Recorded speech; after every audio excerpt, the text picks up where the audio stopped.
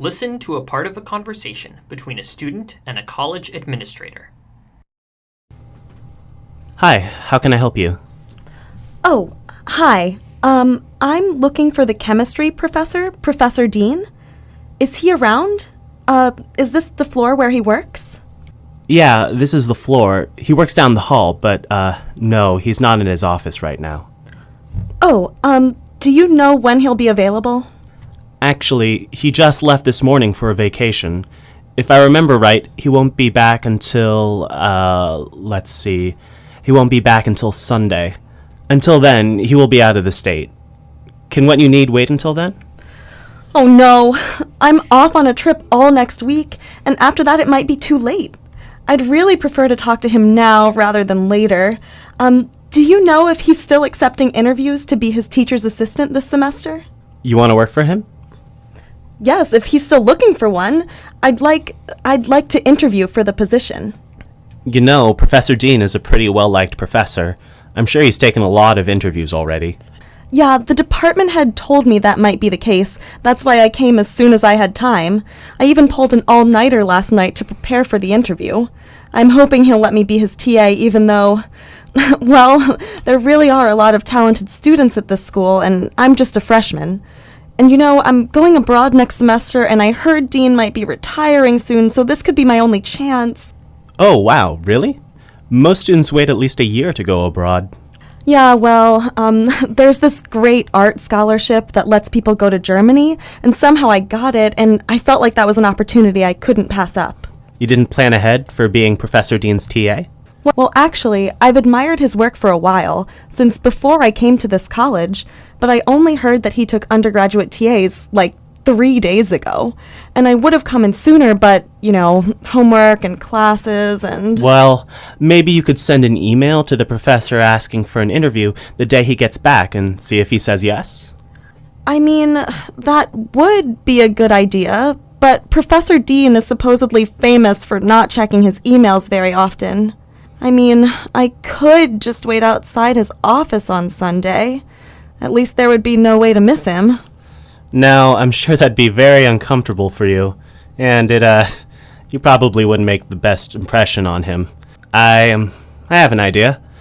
I know that he has a work phone which he does check often, and I have the number. How about I call it and leave a message saying that someone wants an interview with him on Sunday? Really? I'd really appreciate that. And, you know, after thinking about it, I'll send him an email too, just in case.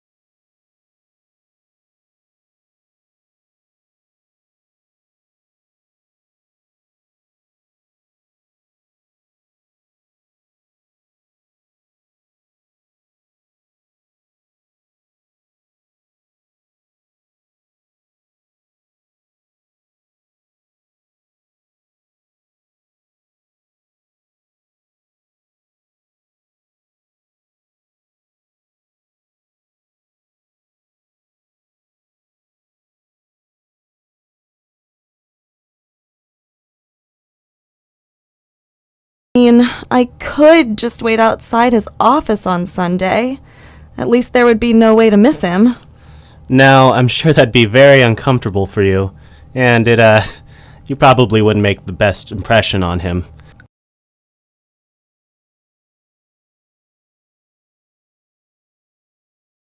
Now, I'm sure that'd be very uncomfortable for you.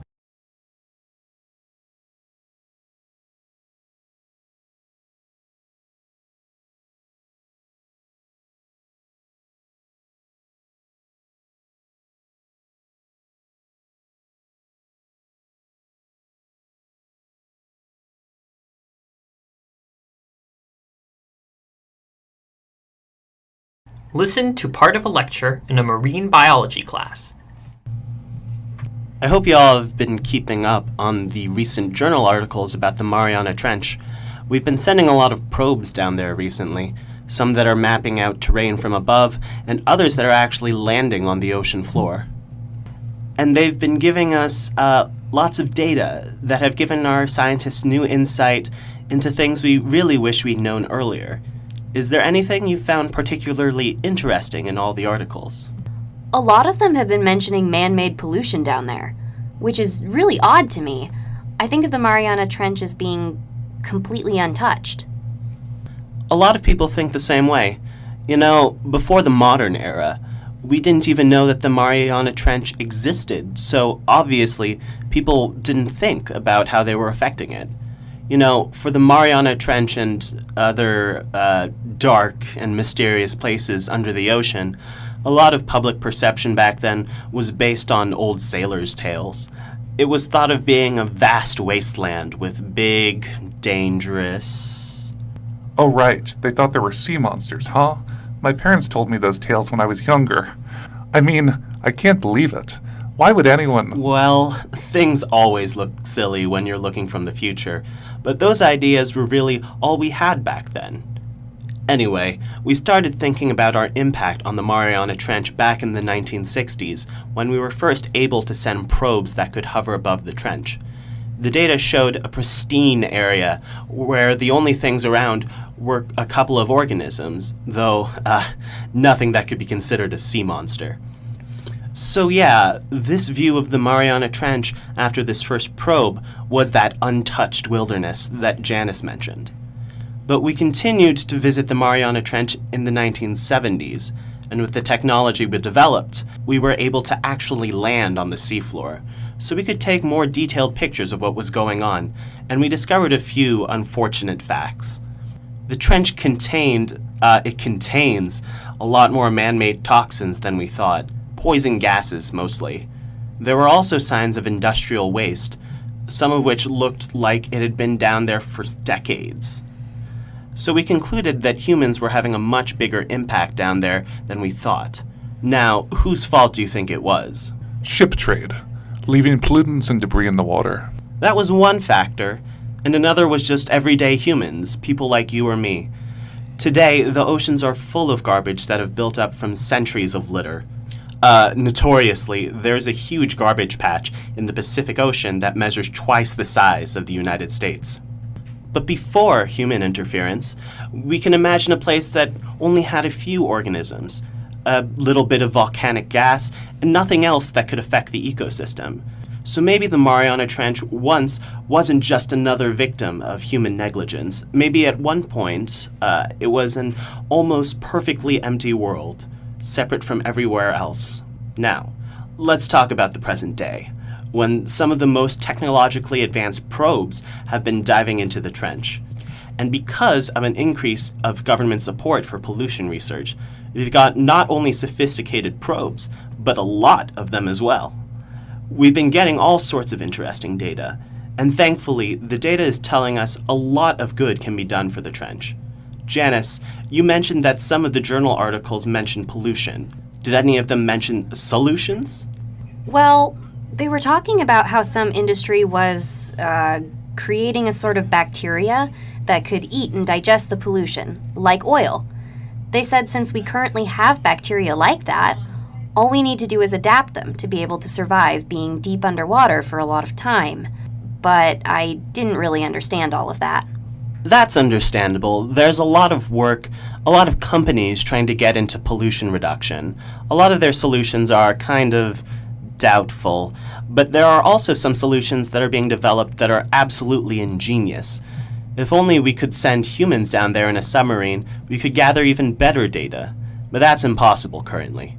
Anyway, if pollution reduction methods continue to be developed, we might be able to make the Mariana Trench what it once was, something pristine, protected by the humans that once heard it.